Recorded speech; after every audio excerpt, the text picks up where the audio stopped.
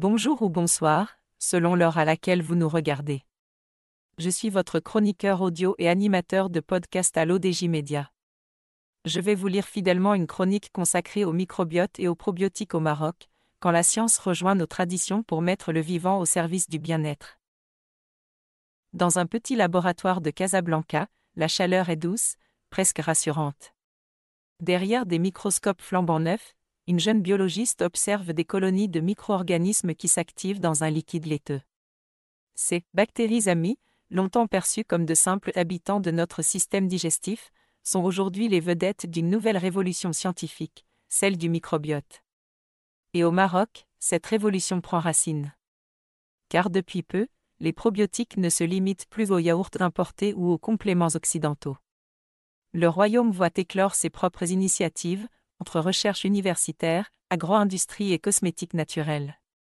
C'est une nouvelle économie du vivant qui s'installe, discrète mais ambitieuse, portée par une idée simple, soigner et renforcer le corps de l'intérieur, grâce à la nature. L'auteur affirme que nos traditions fermentaires offrent un socle scientifique inattendu.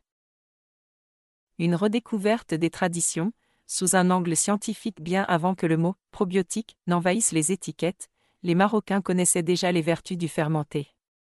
Le LBN, le raïb, les olives saumonées, ou encore les citrons confits sont des trésors microbiens depuis des siècles. Ces aliments fermentés contiennent naturellement des bactéries lactiques bénéfiques pour la flore intestinale.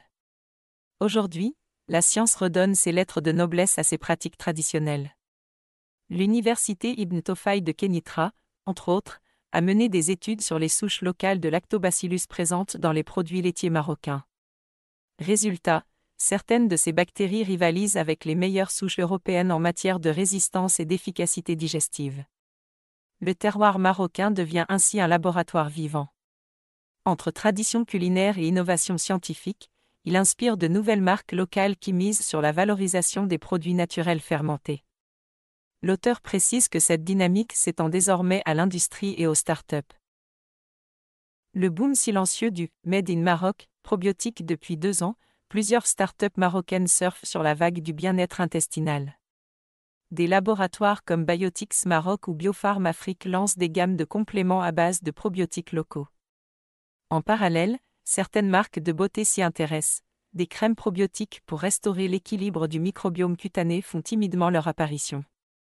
Ce marché encore modeste, estimé à 50 millions de dirhams en 2025, connaît une croissance soutenue grâce à un public jeune, informé et curieux.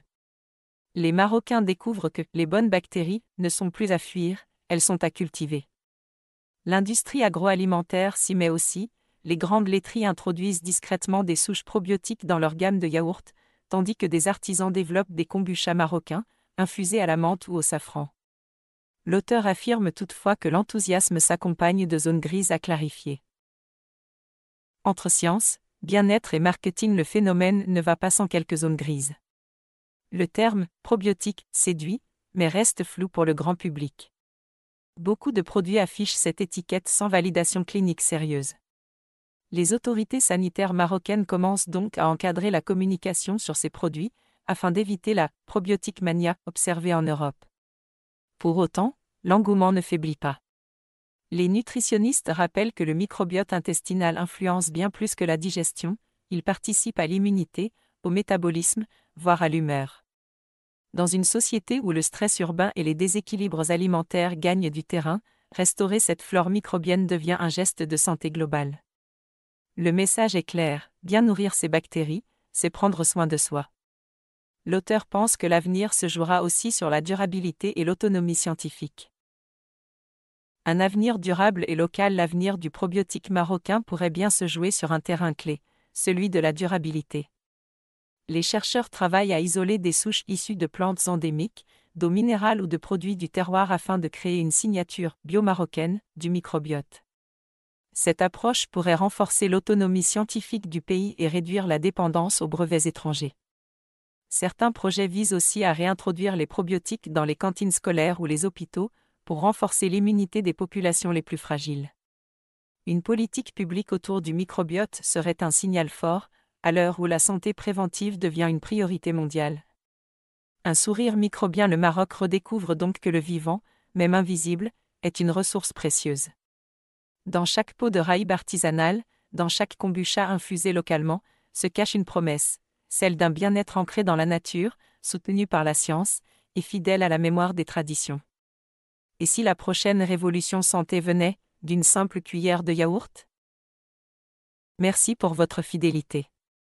J'ai respecté à la lettre les propos de l'autrice et l'intégralité de son texte. On se retrouve très vite pour une prochaine chronique sur l'ODJ Média. Prenez soin de vous et de votre microbiote.